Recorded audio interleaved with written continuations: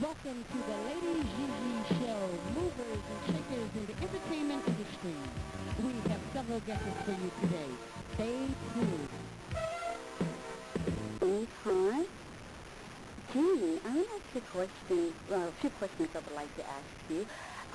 You are one of the entertainment industry's most requested performers. How do you feel about performing live? I love performing live. I enjoy the studio, but live performances have no counterpart anywhere in life. There is an energy you get when you perform before a live audience that you don't get anywhere else. I think it's all those good wishes, all those good thoughts, those smiley faces coming at you. It just feels so good, and it's duplicated nowhere else in nature. Okay, you also performed on tours with the Temptations, Billy Paul, the Spinners, and tell us some of the other artists. I recorded with Earth, Wind and Fire, George Duke, Rick James, Stevie Wonder, Norman Connors, and I performed. Oh God, I shared the stage with so many folks. My God, Duke Ellington, just before he died. Smokey Robinson, Jeffrey Osborne. Janae Jackson. You name it. I've been real fortunate. You have a whole list of great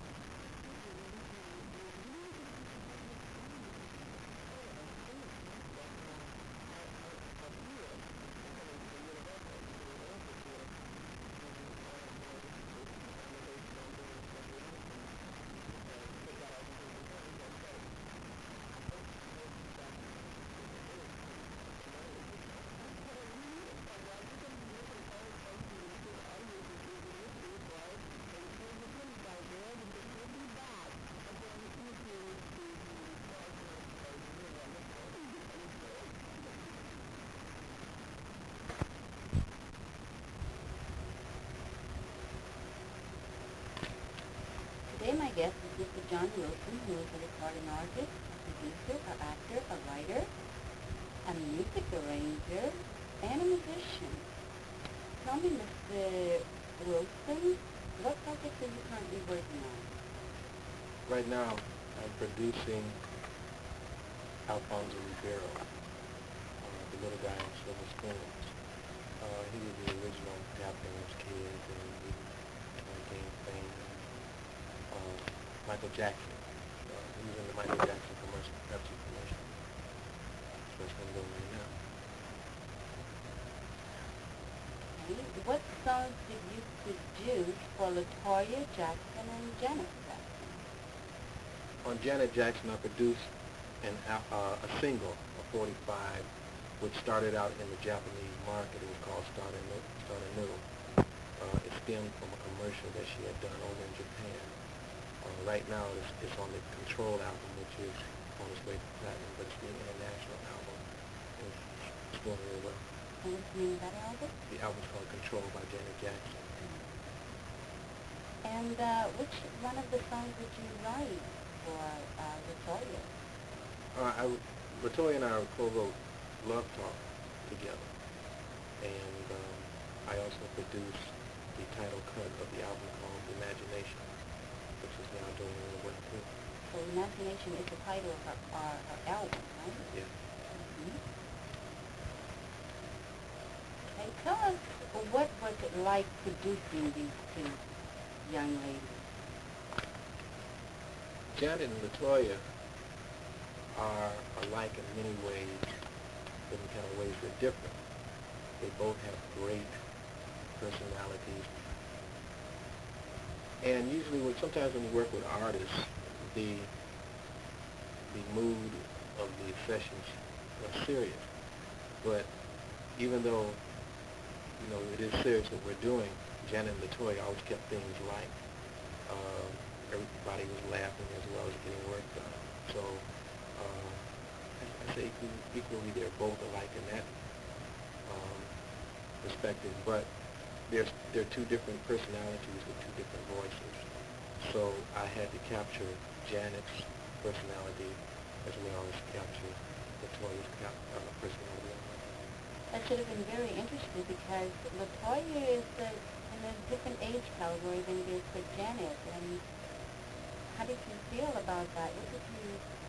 Well, everybody knows that that's the baby sister, but there's not that much difference in age. And also music in that kind of vein does not have any really limits on age group because they appeal to everybody. And that's what I liked about working with both of them because it made my job a lot easier. Because they're both Jacksons and they're very talented. So you find it very easy working with both of them. Yeah. Okay. Tell me, John, what other artists have you produced? Well, I produced The Impressions, I worked with the OJs, Barry White. I produced Armando Hurley, who's very big down in Australia. In fact, he's the protege of Diana Ross. Excuse me, you see him on a lot of things with Diana Ross. Right now I'm drawing blank. I worked with James Brown. I've worked with Sugar, Lawrence Hilton Jacobs. Billy Mitchell, who's a jazz artist, right now has a great album out. I produced a cut called In the Redwoods. I produced a rock group called The Bronx, which is coming out with a new album very soon. So those are some of the people that I produced. Hey, you're a very interesting young man, aren't you? And I understand that you have did a little acting. Tell us a little bit about that.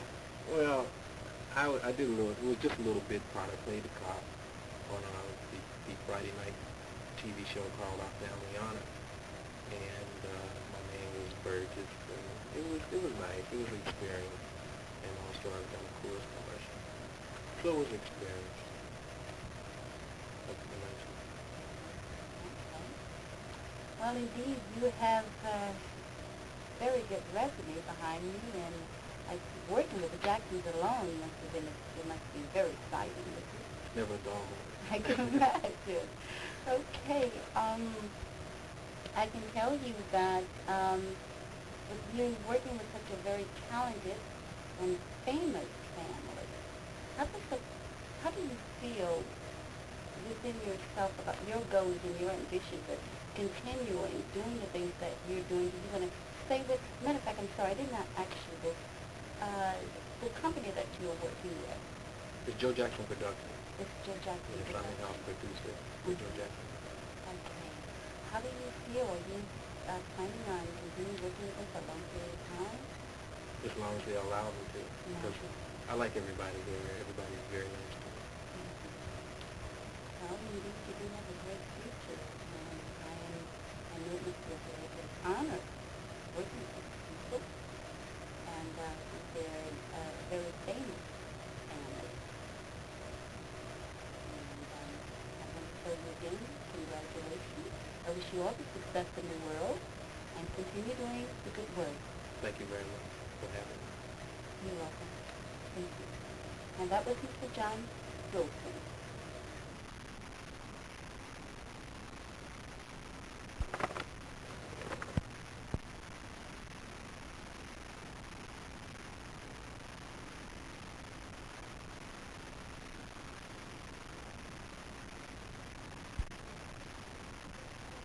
Giosa, who is starring in a play called Sexual Perversity in Chicago. Tell me, Sue, what brought you here to L.A.? Well, I'm originally from New York, basically a theater actress, and I ended up getting a part in a well-known play out here in Hollywood called Tamara, which has been running for almost 2 years. I originated the role of Amelia the maid, who's really the whore of the house, and I ended up getting the LA Drama Critics Award, which is terrific, and I did it for about a year and a half, and then I started getting lots of other work, television work and film work, so I quit. And so you also, some of your credits are including Hill Street Blues. Yeah. And I played Ed Marinaro's girlfriend. That was fun. I've been seen elsewhere. I did a lot of the jobs I got came directly from the play that I was doing. People seeing my work. I ended up on a series called Paper Dolls that starred Morgan Fairchild, which was about the modeling industry, and we all thought it was going to be a great hit. And I think it just never got the right time slot. So we only went one season. And the Emmy Award-winning TV movie, yes. Family of Strangers. Yeah. You co-starred in that. Tell us about that. Well, I worked with Joanne Woodward, and I played the nurse. I was a Spanish nurse. It's about Alzheimer's disease. And I got to work with her, which was wonderful. She's a wonderful lady. I think her mother had Alzheimer's disease, and so she wanted to make a movie about the disease so people would know about it. Well, I've also seen, I've watched you very carefully in Sexual Perversity. Tell me about the character you're playing, Joan Weber. Joan Weber, people that know the play by David Mamet, who's a very well-known writer, Pulitzer Prize writer. It's a comedy. It's more like comedy sketches because it's 34 vignettes. And Joan Weber, I don't know why I get these sort of sexy bitchy parts to play, but she's a wonderful character. She's Jewish, darling. And I think David Mamet, he wrote them at Four Views in Chicago. We sort of played it in New York. And it's a lot of fun to do comedy. I'm married to a comedian, Glenn Hershey. Well, I could see where it all You carried your role very well. There's one particular part in there that kind of puzzles me, and that, are you a teacher? Are you kind of, tell me about I that. play, it's Joan's a difficult part to play because David Mamet doesn't tell you anything about her except that she lives with Deborah and that she's a kindergarten teacher. And I have a wonderful monologue with the little kids. It deals with children playing with themselves when they're little kids and getting caught at that. And how we all treat the sexual parts of ourselves. You know, how society treats the attitude of sex. And often people can't figure out if they're lesbian, if they're bisexual. Are they two women having this affair? And everybody has a different attitude. That's what's wonderful about the play. People come and enjoy it and laugh. And yet it says a lot about people and relationships. So the year you got, what did you do? Are they living with each other? Well, you know, believe it or not, this is what I think. I thought about this play a lot before it ended, I think that it could be very educational. Do you find it to be educational for those minds who not quite sure, you know, who are still seeking for this? Because it does bring out, it's good to be open, open-minded with self, open-minded with... I think that's what comedy does. Comedy makes, it gives you a message while you're laughing, you know, and then all of a sudden you think about it after. It's a light way of looking at an issue. I've learned that a lot from my husband, and a lot of sense of timing about that you can say lots of things you can't say straight when you add humor to it. What happens is people find themselves laughing at certain things, and then later think about it afterwards. I think that the play is for young people, basically. And I don't know, in young, 20-year-old, I mean anywhere from 18 to 35, 45. I think once you get over that, you're in another generation. And the way people talk to each other, young people, about sex, I don't know if older people can relate to that. You know, I'm not quite sure what I can say on the radio, but there are a lot of four-letter words. Bernie is one of these guys that talk, you know, look at that broad, you know, with the kids. And he's one of these guys. And Mama is not using four-letter words for the sake of it. He's talking about the kind of people that use them and the mentality of people that use them. And these kind of characters can be funny. And he's so well written. It's a very well written show. Definitely, I have to agree. Yeah, and we're in a nightclub. The wonderful thing about this that I love is we're in a very nice nightclub.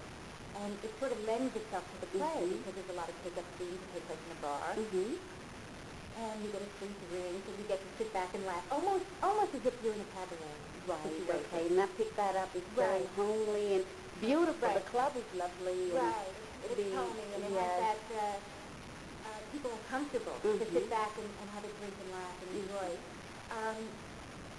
I do think that it's definitely adult.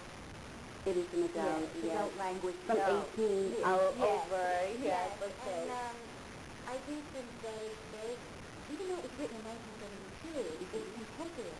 It's amazing how the attitudes, the games that we play with each other, that the opposite sexes play with each other. I think Maverick is saying that women seem to be comfortable with women and men are comfortable with men, and why the hell can't they get it together, you know? And why do we play games? Why does when someone reaches out to the other person, do they play games and turn off and don't respond? So I think it says a lot. It says a lot about relationships. It's a joy to do a comedy. I love it. The other play that I did for a year and a half was really melodrama. And with a whole other style, which is wonderful too, with Italian and passionate. Sort of a young Sophia Loren, which is wonderful to play also. Well, I think I really do feel that in this particular play here, when you watch it, you do have a lot of, it's so funny, and I would could say, in Thai story, tell the audience a lot about coming to see this play because you remind me of Lucille Ball. Thank you. You got that? I love you got that. And you said Joan Rivers, but I'll take Lucille Ball. That's the funny part about you, and that's great. You know, it's great, and people love to laugh. They love to laugh. There's a joy of doing comedy, and I do think that people enjoy coming to see a play that's funny. You know, it's like going to see a movie that's funny. You know, sometimes you want to laugh. You need that relief. And I'm doing actually a movie that was being released in August for CARNE Film. Okay, so that's the name of that movie? That's called America 3000, and I play the evil queen of the Thunder Warriors, which is a real campy, fun part. Real fun part. And it's also, it's a silly movie. It's a fun movie. And I hope people come and see it. It's about women dominating the world. So. Oh, well, I'm going to like that. Okay. Well, I'm going to be looking forward to seeing this movie when it's released. Yes, it should be in August. In August, okay. Meanwhile, we're running here through the month of June, and possibly longer. We're at, people can call Club Theater. The number is 274-8739, and it's at Night Scenes, which is on Rodeo Drive in Beverly Hills, 1 block south of Wilshire. And we'd love people to call and make reservations because we only seat about 120 people. Okay, that's wonderful. And this is Gigi Green. Excuse me, I'm all excited from looking at the play. This is Gigi Green, and I must say that, Ms. Sue, you are great. And we're going to thank you again for just allowing me to interview you during all of the, you know, excitement going on around you. reason I was hard to believe to be after. Well, I have to say one thing. You're definitely on your way to stardom. From your mouth to God. All right. All right. Have a good day. I have here with me Mr. Paul Michael.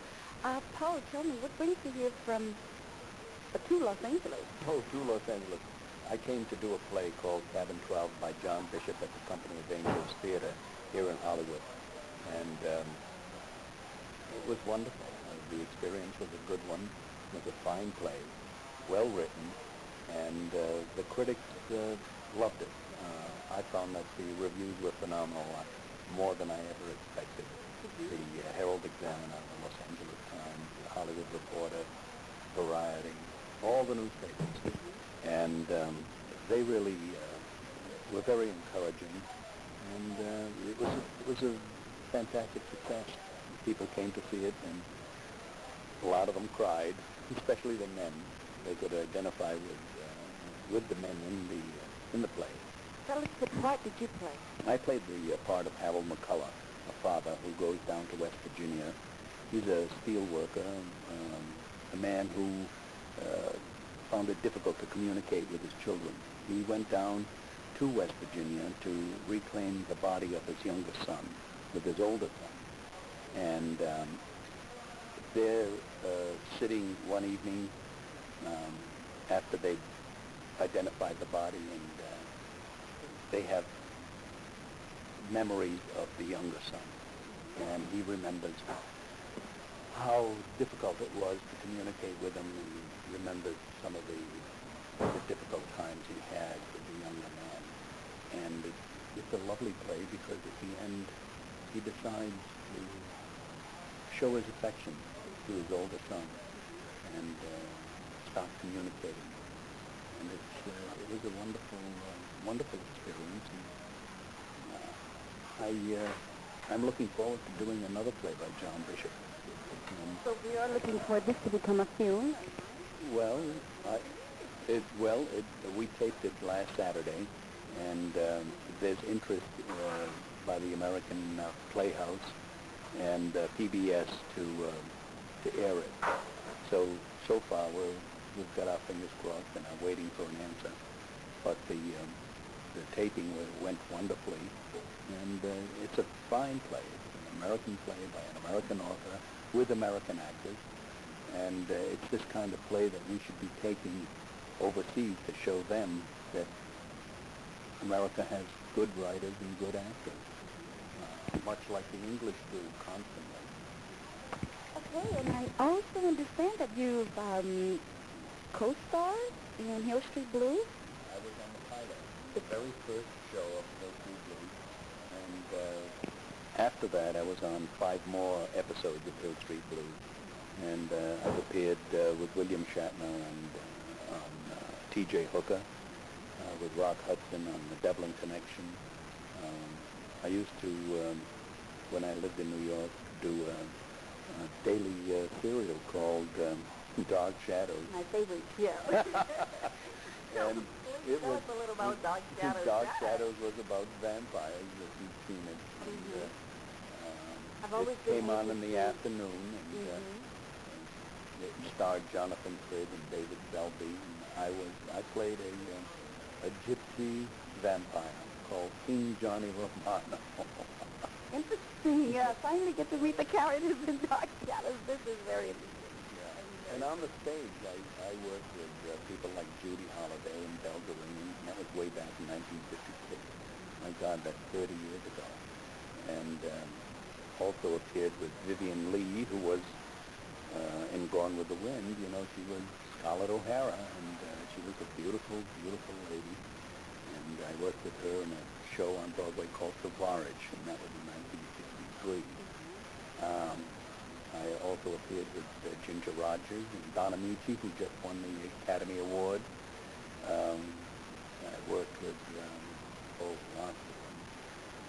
Melina Mercouri, the Greek actress, who did a show on Broadway called Eat Your Darling, which was based on Never on Sunday. And I was in the original Zorba on Broadway. That was in 1968. a version of it is going around the country now with Anthony Quinn. But I did it with Herschel Bernardi, who died last month. But it was wonderful. I even did a show with Mary Tyler Moore and Richard Chamberlain and Sally Kellerman on Broadway, which didn't quite make it. It was Breakfast at Tiffany's. Okay, I And remember that. Yeah, it was a big flop, but it was quite a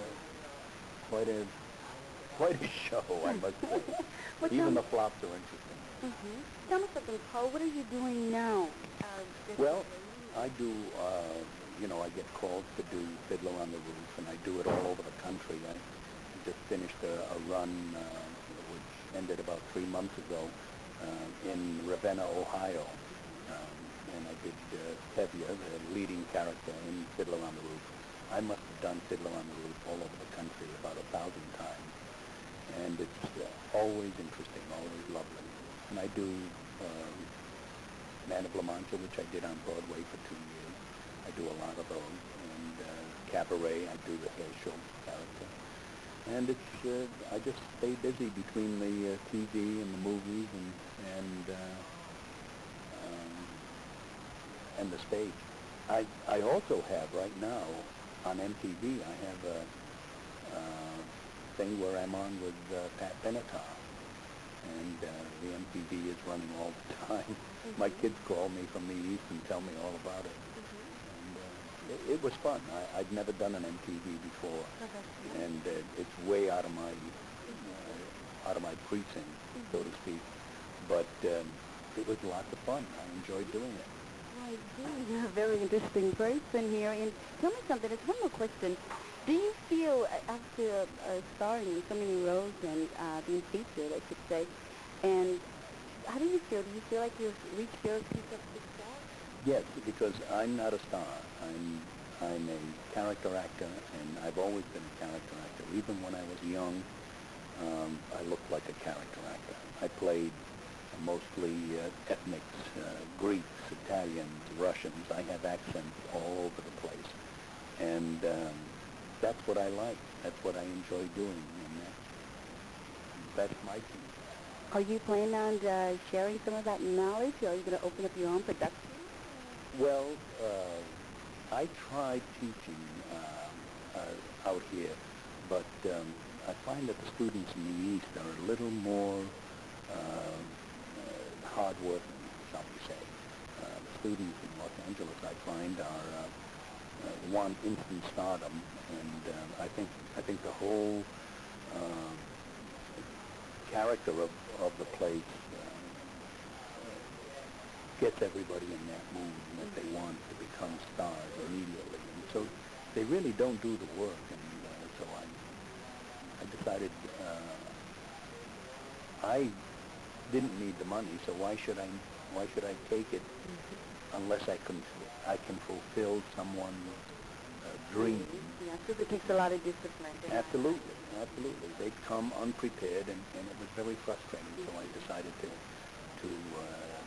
stop giving the classes. So are you going to continue performing? Yes, I do. I continue performing, and I have no intentions of ever retiring. The older I get, the better I get. All right. I like that. Okay, well, thank you so much. And that was Mr. Paul Michael. And we're definitely going to be looking for Cabin 12 and wish it the greatest success, and I'm sure it will be. You have a lot behind you. Pleasure, Gigi. And you're so enchanting and lovely. It made it easy for me. Thank you. Thank you.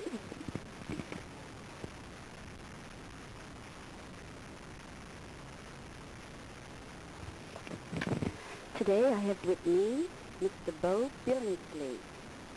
Bo, tell me, I should say, understand that you created the character Ezra and ABC North and South Book 2, based on John Yates.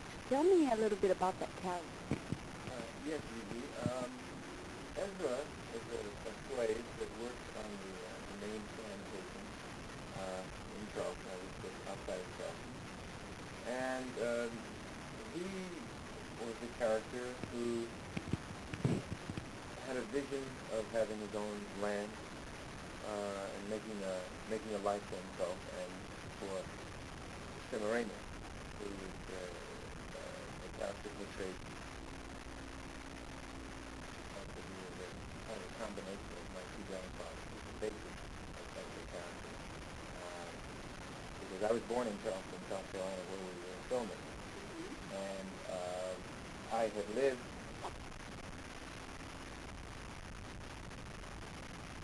with my grandfather in Atlanta, which is about 100 miles inland from Charleston. And so it was quite an experience for me because it was like going home. That was a coincidence that it happened to be filmed there in your hometown. How did you feel when you realized that they were going to go there and film this? Well, I was very excited, to say the least, because it had been a long time since I'd been back to Charleston. Were your friends there? No, just some relatives there. And so, because I grew up in Connecticut, we left Charleston when I was about 2 years old. And, one of the fascinating things about the experience in Charleston is when I arrived, we went to wardrobe, and the wardrobe man there told me, his name was Paul. He said, "Come on, boy, we're going to get you together now, get Ezra together now." Paul, where are you from? You sound like you're from Jamaica. Lots of people don't know. There's great African influence here in Charleston. Charleston's a great seaport. So there's a great African influence. We have a reflection of the African accent when we speak. And so, that was actually, because I didn't remember. As a child, all I remembered was people in Charleston spoke differently because I grew up north in Connecticut. And all I remembered was that they spoke differently than the way we spoke. So I got on the phone, I called my mom and father, and I was talking to my mother, and I said, "Mom, I didn't realize that there's an accent here that sounds very similar to Jamaican." She went right into it. I had never heard her speak that way. She said, "Oh, boy, I'm going to tell you. That's the way they talk down there, don't you know?" Interesting. Yeah, it's called Bella of July. The people listen to it together. And I think that's kind of a little-known fact around our country. That there is that accent. It's very, it's fascinating. The whole culture there is very fascinating, especially the black culture. So the character you're playing in North and South, it was actually created from scratch, and it was an inspiration from your mother. Yes, as a matter of fact, from my mother's father and from my father's father. My father's father was Georgia, Georgia, but primarily from my mother's father, who was in Orlando, South Carolina. See, when I read for the role of Ezra, I was actually doing another TV show at the time, and I was able to squeeze it in for reading it. At that time, the role of Ezra wasn't written. The part was not written yet. And so I read another part, the part of Washington. And because at that time, the role of Ezra was we have one line, one line falls off a ladder, and that was it. But they decided that what they wanted to do was to develop a black storyline around the character of Semiramis, who was played by Erica Gimple. I don't know if you know, Erica portrayed the role of Coco in the TV series Fame. Okay, yes. And so she was in North and South with one, so they liked her work a lot, and they decided they were going to extend the storyline around his character. So that when I went to Charleston, that's when I got the script. The script was left on the desk of the hotel, and much of the part was written while I was there, while I was working. And the exciting thing about that was, because of that situation, I was able to direct and input myself into the writing process. And the script, the director, Dr. Pagin, and the writer, Richard Fielder, were very gracious and consulted me on certain things and when we were writing some of the things. That is definitely wonderful, and it's being aired on ABC television network from May 4th through May the 11th. Yeah, great. I understand too again, you've been a guest star for several television series like The Best Times, Dallas, Fall Guys, Divorce Court. Well, yes, I do Divorce Court, was an interesting experience here in Dallas because I portrayed a Jamaican doctor in Dallas. The storyline, excuse me, the storyline there was Victoria Pencil was looking for a boyfriend, so she came to Jamaica, and her search brought her to a number of medical clinics there. And so I did 3 episodes where she was, I was helping her in her search to find a boyfriend. And on one episode, I went to Dallas, and then another episode. And also you did 4 episodes in the Young Olympics. Yes, that was, I played a detective, part of a detective team investigating murder, and that was quite interesting because I did have the opportunity to work with former President Ford's son. Indeed, you're definitely an interesting young man. See, another thing that you are a singer. Do you sing? Yes, I do. Yeah. Are you playing under any name? That's a possibility. There's nothing definitely set as of this time, but that's definitely in the range of future. What about hosting kitchens? How do you now? I'm presently considering a couple of projects. I've done Night Shift with Henry Winkler and Michael Keaton. That was directed by Ron Howard. I did Tender Midnight with Charles Bronson. And Real Genius, which was just done last year. But as of now, there's the future projects that remain unnamed. Okay, so you're not going to tell us that. We're going to wait for us to see. Okay, Bo, it has been a pleasure indeed interviewing you. Thank you for allowing me to interview you, and I'm going to be definitely looking for you. May I ask this question because I heard in the grapevine that you're up for an Emmy, one of the nominees. If you can consider, tell me. Can we get a listen? Yes, it's very exciting that at this time I'm being considered for an Emmy nomination, and so we're just keeping our eye on it and being very excited about it. I know that is exciting. Well, again, thank you for allowing me to interview you. And I can see that you're going straight up to stardom. And I wish you all the success in the world. And this is Lady Gigi with Kaleidoscope.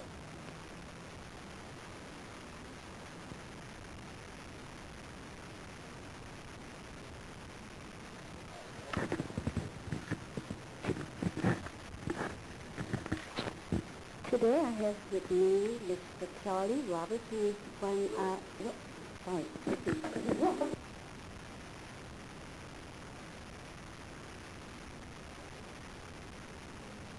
Today I have with me Mr. Charlie Wilson, who is one of the brothers to Gap Band.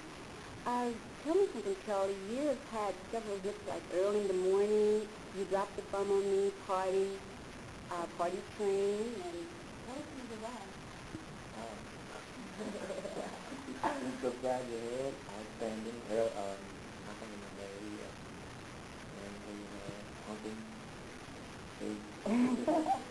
And he also, the one that we've been playing so much is Going in Circles, is the one I was going to, and that was the original song by... Billington. Okay, this is what you guys can redo that song over here. We knew that it would come out and you'll be good at it. I had anything, no.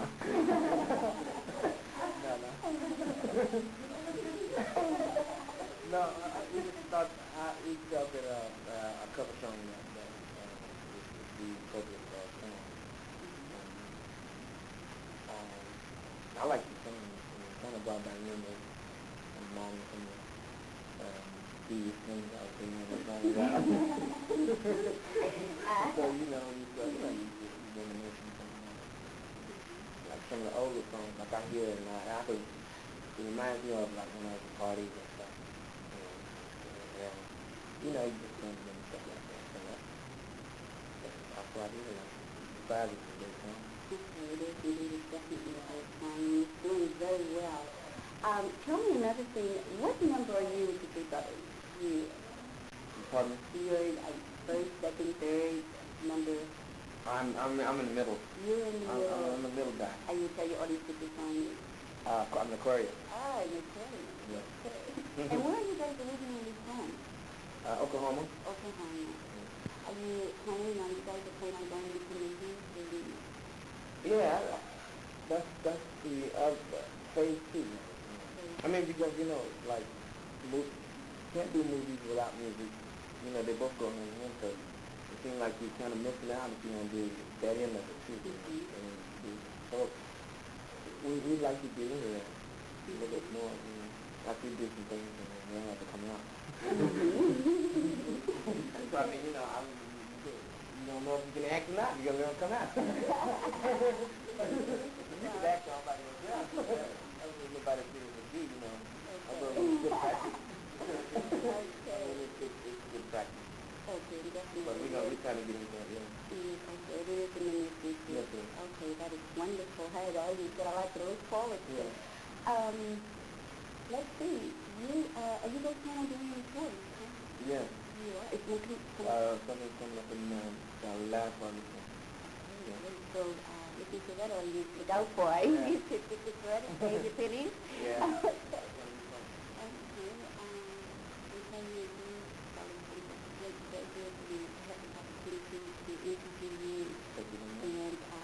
and I tell the audience know how much I've been running around saying, we want to interview to get that. I've been promised, so now here you are live and in color. Oh, one thing I think I just would like that to do. Are you married for the single ones out there that you should want to know? But everybody's married. You know, everybody's married. Okay, I'm married. explain that. I'm married to music. Everybody's married to something, you know. I mean, you say married, I mean, it's like, that word married means a lot of things, you know. I mean, if you're hooked and you're in love with what that is at the time, you know what I'm saying? Part of the other half, the other half of music and a good woman, just darn good. You know, so, you know what I'm saying? So just, I'm married to music, you know, and like, are you married? Why does that matter? You know what I'm saying? What does it matter? It doesn't make a difference. I'm still shouting. You hear that out there, ladies. Okay, well, you do have, wait, one more question before you do leave. Do you feel your success, how far do you want to go? How far do you and your brothers have dreamed of going? Well,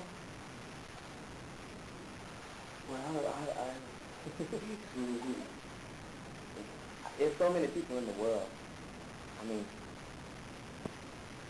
there's so many people in the world, and if we could just reach everybody, and you know what, that is so hard to do. I mean, you know, you can't, I mean, everybody in the world would buy one record. And I would have reached my goal. And so, I just started trying. It's like Michael Jackson sold 40 million. That's not even, you know, that's breaking record. But yet, everybody in the world has not bought a Michael Jackson record. You know, everybody in the world has not bought a Michael Jackson record. You know, he has topped everything in selling records. Because it goes to sell 100 million on his record. I wish it not. And because it's one of my favorites. But you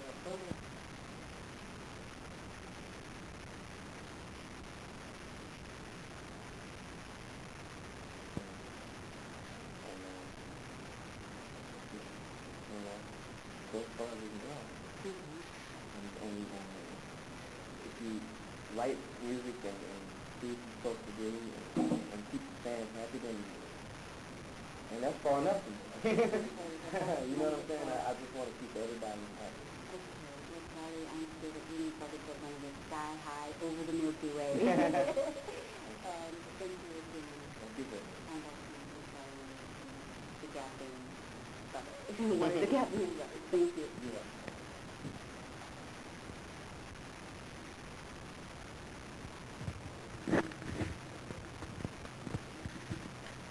I have with me Dorian, who is one of the former singers with the group called Heaven, who have now expanded his talent. And I understand, Dorian, that you are now with Total Experience Record Company, and you just completed an album, and it's going to be released soon. Tell us about that album.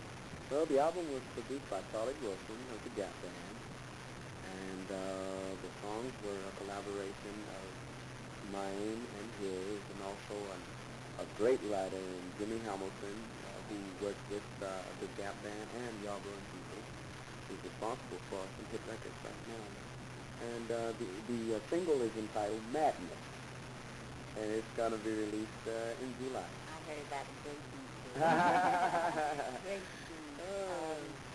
Are you planning on, how far, are you planning on going into music?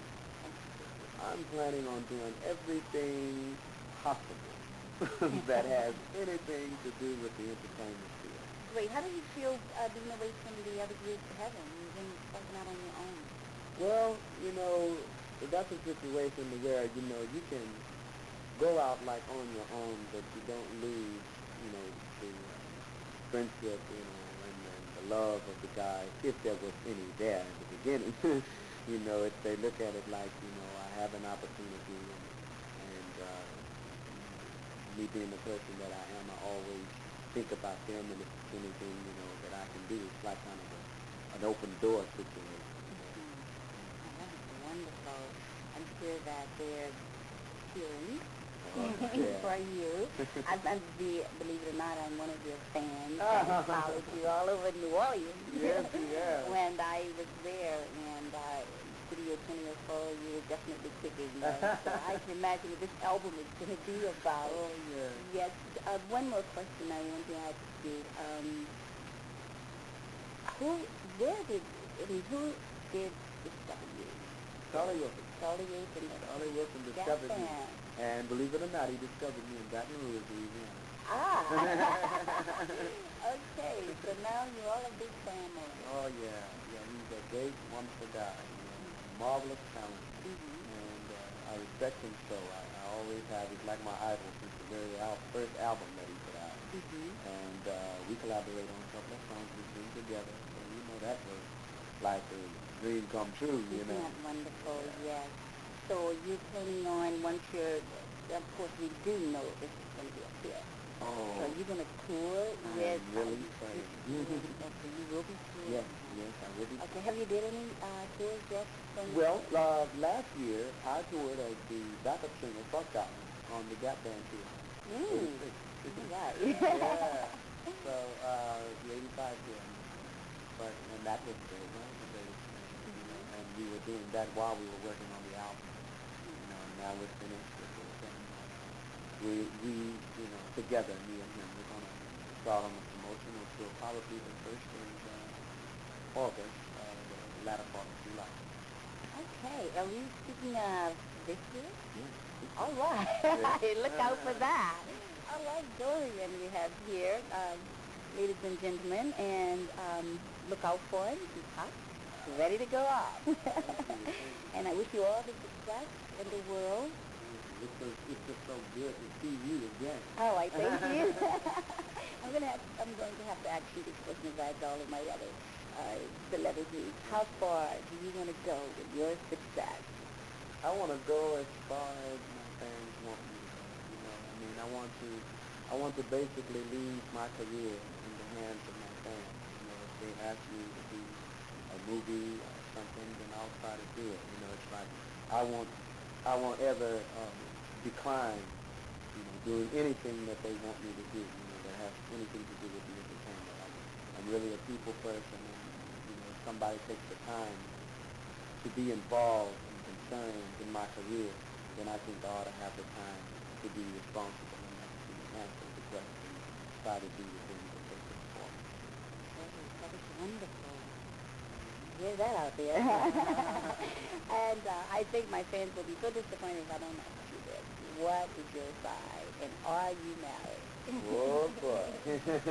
Are you free signaling this engagement for all these ladies who've been dreaming of Well, I'll have to say it like this. Okay. My sign is Aries, and I am single, but I do have a wonderful woman that I do feel very strongly about, and I'll just kind of leave it like that. All right, sorry about that, ladies. Okay, that's all. I want to put a war here. So, again, Dorian, thank you so much for allowing me to interview you, and I wish you again all the good success in the world. Okay, have a good day. You too. And that was Dorian. Gigi, Lady Gigi with Kaleidoscope.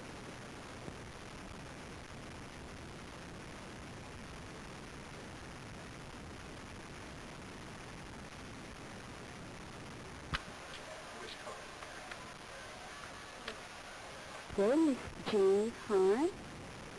Jean, I want to ask you a few questions I would like to ask you. You are one of the entertainment industry's most requested performers. How do you feel about performing live? I love performing live. I knew the studio, but live performances have no counterpart anywhere in life. There is an energy you get when you perform before a live audience that you don't get anywhere else. I think it's all those good wishes, all those good thoughts, those smiley faces coming at you. It just feels so good, and it's duplicated nowhere else in nature. Okay, you also performed on tours with the Temptations, Billy Paul, the Spinners, and tell us some of the other artists. Oh, I recorded with Earth, Wind and Fire, George Duke, Rick James, Stevie Wonder, Norman Connors, and I performed. Oh God, I shared the stage with so many folks. My God, Duke Ellington, just before he died. Smokey Robinson, Jeffrey Osborne. Jermaine Jackson. You name it. I've been real fortunate. We have a holiday, so bring up.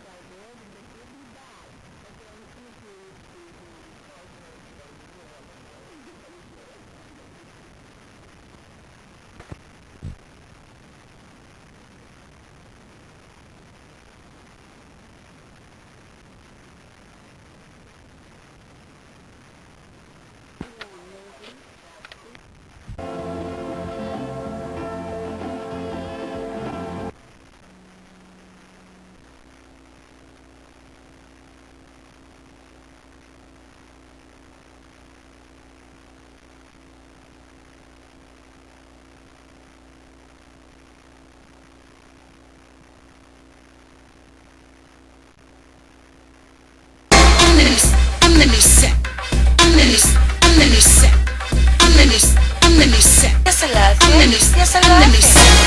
I'm the new set. I'm the new set. I'm the new set. I'm the new set. Yes, I love it. Yes, I love it. I'm the new set. I'm the new set. I'm the new set. It's your best bet. You can see me now on the internet. Yes, I love it. Yes, I love it. I'm a runway girl taking pulpit. Oh, R&B St. Laurent is my friend. I'm the hot model and you know I can win. When you look at me, I'm the hottest girl in this room. I can make you dance. I can make you dance. I can make you dance. I can make you dance. I can make you dance. I'm the new set. I'm the new set. I'm the new set. I'm the new set. I'm the new set. Yes, I love it. I'm the new set. Yes, I love it. I'm the new set. I'm the new set.